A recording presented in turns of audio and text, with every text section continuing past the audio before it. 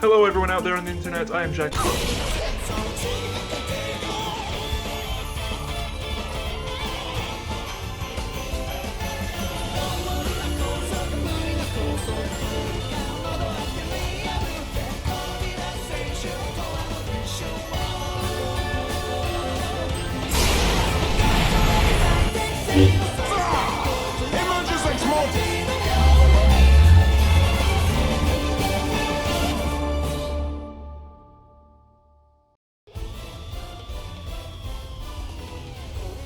Hello everyone out there on the internet, I am Jack of all trades, and this video is a part of an ongoing series I'm doing here on the channel, looking at each of the Attack on Titan OVAs in turn.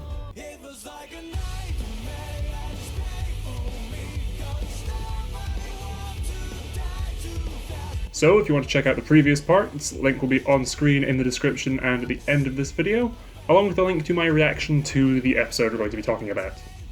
At this time, the final season of Attack on Titan has not yet aired, so please keep the comments spoiler free from anything beyond episode 59 of the anime or chapter 90 of the manga. In this video I will be looking at episode 16.5b, Walsina Goodbye Part 2, first released in April 2018. Kinda mad I'm only now realising that these OVAs would be the perfect opportunity to wear this. I've never put this one on before. That's better. Yeah, so this video is going to be looking at part 2 of a two-part story between the previous OVA and this one, so I'm going to continue under the assumption you have seen my previous video on that. If not, check out my breakdown, link somewhere. I will be discussing spoilers for this OVA and Attack on Titan as a whole up to the end of Season 3, so if you have not yet seen this episode, I highly recommend it. Walsina Goodbye Part 2 can be officially purchased with a special edition of Volume 25 of the manga.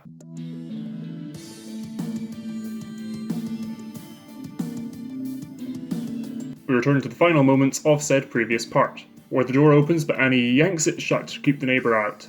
Throughout the scene we hear Annie's inner monologue as she reasons out that if she or the body were found, the MPs would launch a formal inquiry, preventing her from heading out tomorrow to capture Eren. But before things can get out of hand, the neighbour gives up, allowing Annie to further investigate the apartment. She checks the body, finds that it's still warm, and an ID confirming this to be Camphor bolts. Annie takes a moment to think through her options. She can't report this, and if she leaves the body, the smell will attract attention. She wonders about tomorrow's mission and ultimately decides to track down Carly and tie up all loose ends from this job before she heads out. We get our little intro and title card, and then fade into another of Annie's flashbacks. I'll cover all the flashback scenes later in this video. Having waited for the neighbour to fall asleep, Annie sneaks out to return to the coach she arrived in. Upon asking the coachman to drive her back to Stratman's house, Annie finds herself surrounded and a knife brandished in her face by a suited man inside the coach. The man with the artificial eye. Annie is searched, having her notebook and ring confiscated, before we cut forward to Annie, the suited man and his possibly brother, Wald and Lou respectively, riding in the coach. Wald explains that they're taking her to the factory to dispose of her body in a pond. Annie mocks Lou and he pulls a gun, but Wald calms him down before things get too hasty. And we have a back and forth between Wald and Annie discussing what they know. Wald is working for Stratman to find Carly. Annie hasn't told anyone where she is right now. Wald knows Carly's location, and that Wald's group is not responsible for Campher's death. As a last request, Annie asks for her ring back, saying that it was given to her by her father, and with it she can die in peace. Lou hands the ring to Wald, who inspects it, finding the hidden barb. He asks if it's poisoned. Annie offers to test it on her. Wald reasons she's too smart to risk her life by suggesting that, and he tosses it back to Lou who puts it on. Annie takes her chance by knocking into Lou so the ring draws blood. In retaliation, Lou slashes at her with the ring, the injury allowing her to transform, blowing the cart apart, sending the other two flying. As the steam starts to clear, we see Annie only made the left arm and pulls herself free. She approaches Wald, who pulls a knife but is quickly disarmed.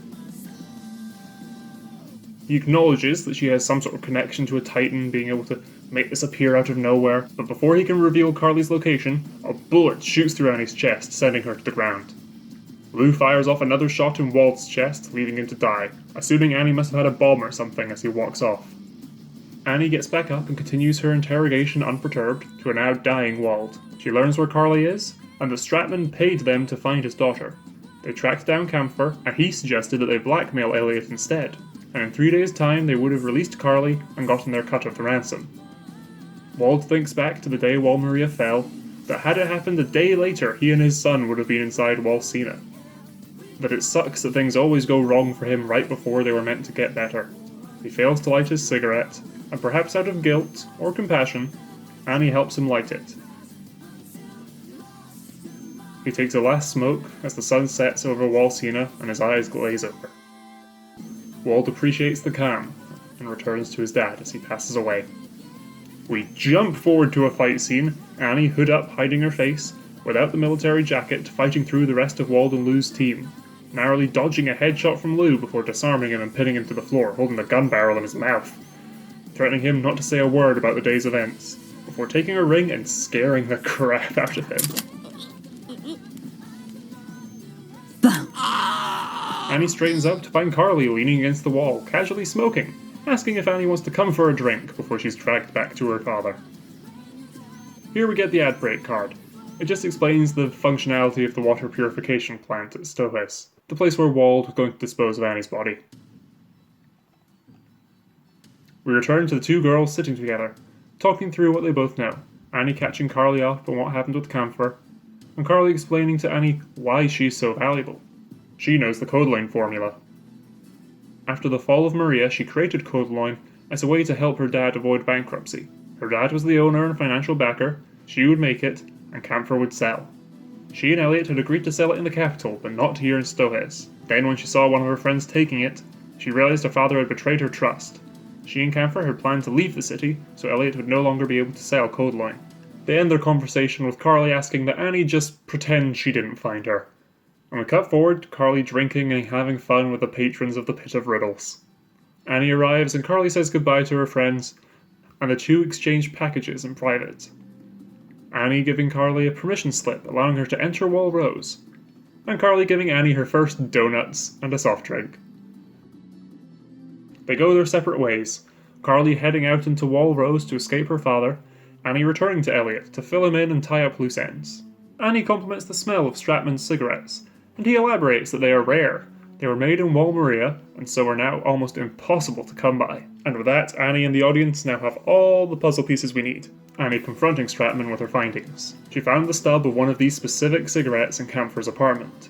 She reasons that when Camphor saw her entering Stratman's house, Camphor realised he would have to fast-track the ransom. Hence the note that the butler brought in the first episode. When Annie left Elliot, he went straight to Camphor's, where they drank and smoked. They fell out and he killed Camphor. Elliot claiming it was an accident. He was mad that Camphor was keeping his daughter from him. He concedes to turn himself in with Annie. But she refuses. Instead, they head out and dump Camphor's body, as well as a bag of Annie's torn and bloodied clothes, in the pool Wald had told him about at the water plant. Elliot asks why she would help him, but Annie assures him this is to benefit her. As they ride away from the plant, Stratman offers a great meal next time she comes to his house. She smiles and turns him down, saying that she'll be returning to her home soon. We get a quick flashback to Annie's childhood, smiling with her dad. Annie writes in the formal report that Camphor and Carly left 3 days ago with permission to enter the capital. The episode ends with an inner monologue as her day comes to an end. She finds a message on the desk from an already fast asleep Hitch, leaving her a gift to wear on her date. We then see the flashback we saw at the end of Season 1, and Annie takes a shower, telling herself today's mission, capture Eren Yeager. Leaving us off on a cliff of the female Titan running after the scouts. Cue the ED.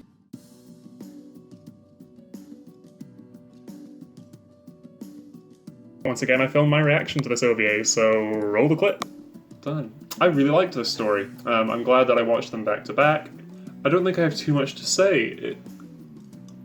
There weren't really any loose ends to the story, which is nice. It all sort of tied itself up at the end, aside from Annie's backstory, which we had better get explained down the line. Yeah, I feel like we got this story so it wouldn't seem totally out of nowhere, whatever sort of developments are going to come in Season 4 with Annie.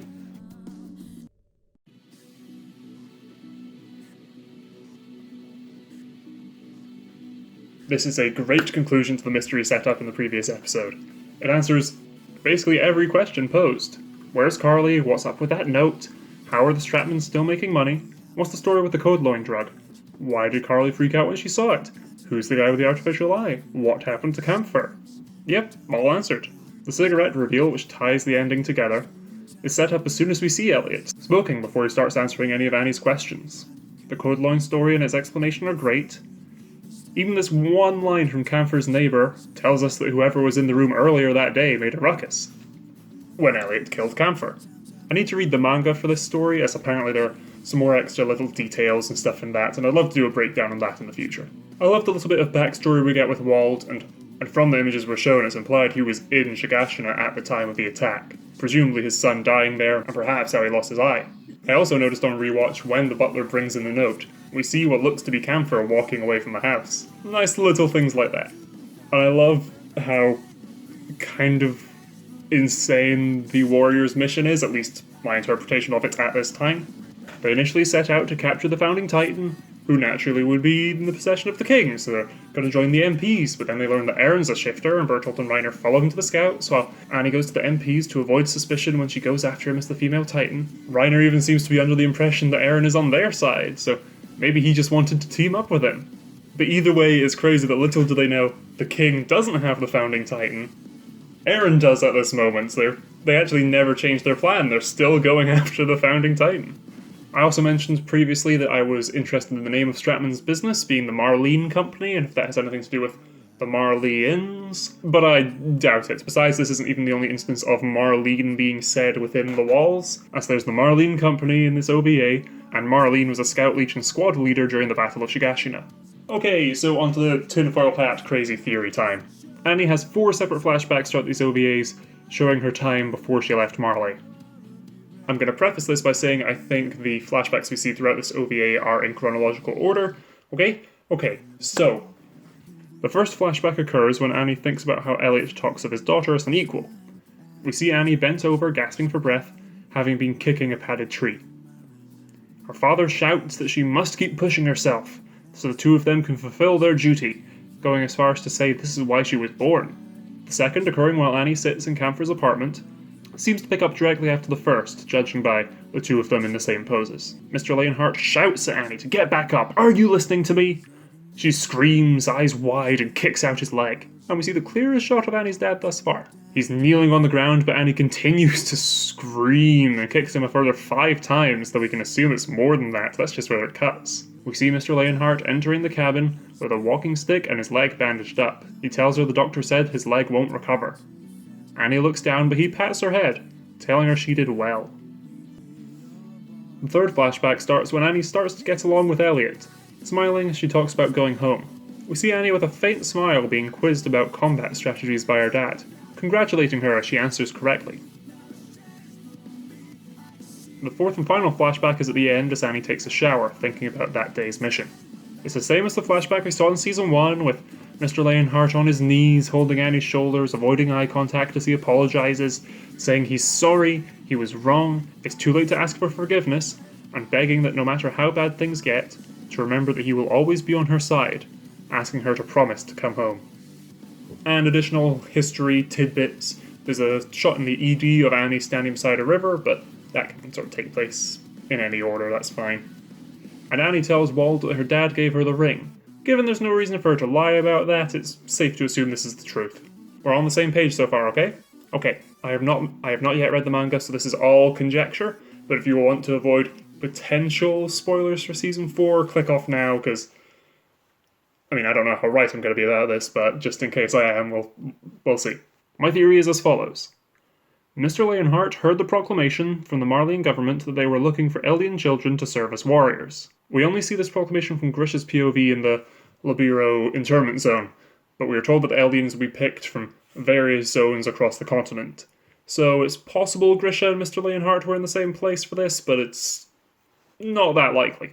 While Grisha meets with the Restorationists and decides to send his son Zeke to join the warrior program, elsewhere Mr. Leonhardt has a child for the express purpose of signing them up for the program. He more or less tells Annie this much in the first flashback. After years of training, Annie freaks out and starts attacking her dad, permanently injuring his leg. It seems very unlikely that the doctor Mr. Leonhardt refers to is Grisha, as he would have been arrested within a few days of the announcement with everything that happens with Zeke, which by this theory would be before Annie was even born, so years before this flashback takes place. This also accounts for the age difference between Annie and Zeke, being that Zeke was already a child, talking, playing with toys and everything. I don't know exactly what age, while Annie was yet to be born. As for why Mr. Lionheart wanted Annie to become a warrior, I have two different ideas. Either he wanted to get on the Marlene government's good side, he was siding with them, thinking this is the best thing to do, or Mr. Lionheart had his own motives, sending Annie to accomplish something in his stead. It's possible that his goals line up with the Restorationists, that he's doing this for the glory of Eldia, or he could be doing it for a different reason for himself, or some other reason that would benefit the Eldians. He repeatedly claims that this is Annie's duty, which could apply to either one of these: duty to the Marleans for treating them better than they deserve, like Grisha's father believed, or duty to Eldia, to their race. It's yet to be seen either way, but nonetheless, something changes, and in the final flashback, Mr. Lionheart seemingly sobbing as he apologises. Perhaps Annie had just been accepted, and he only just found out that you only live for a further 13 years after becoming a shifter, or he just found out she'd be turned into a titan and have to eat someone, or just found out that the two of them couldn't go together. Perhaps he thought he and his daughter, or something like that. Perhaps he realised he was training her to fight for the wrong side. We just don't know yet. And these are all just my interpretations of these scenes with the context of the rest of the show, specifically Season 3, Part 2. To end this video off, let's go for something a bit more light-hearted and a little bit funny to me. These two OVAs take place over one day, and we're told tomorrow Annie's heading out to catch Eren, right? Well, we start with her waking up in the morning, we see her wash up, get dressed, visit the mess hall, presumably for breakfast, and get to work. She talks to Stratman, stops for lunch, she tracks down Camphor, finds his body, hides in the house for a little bit, the sun sets, Oswald dies, she finds Carly, helps her leave, talks to Elliot and ties up loose ends, returning to her room, and taking a shower early the next morning. It seems to me that Annie didn't sleep at all that night. She went chasing after Eren, having not slept at all in the past 24 hours. I wonder if she would have actually caught him had she had a full night's rest. Well, with that, I've only got one more of these videos left. We're doing a breakdown on Lost Girls Episode 3. I'm going to record that video a little bit in advance, so it'll still upload at the weekend as usual, but by then I'll be moving into my new flat. Also, next weekend, Funimation are releasing new My Hero Academia OVAs. There's going to be 2 new episodes, so I will be doing reactions to them once I have access to the footage. So if you're looking forward to that, getting back into some My Hero Academia content, that's not far off. Once again, I have been Jack of all trades, and until next time, bye.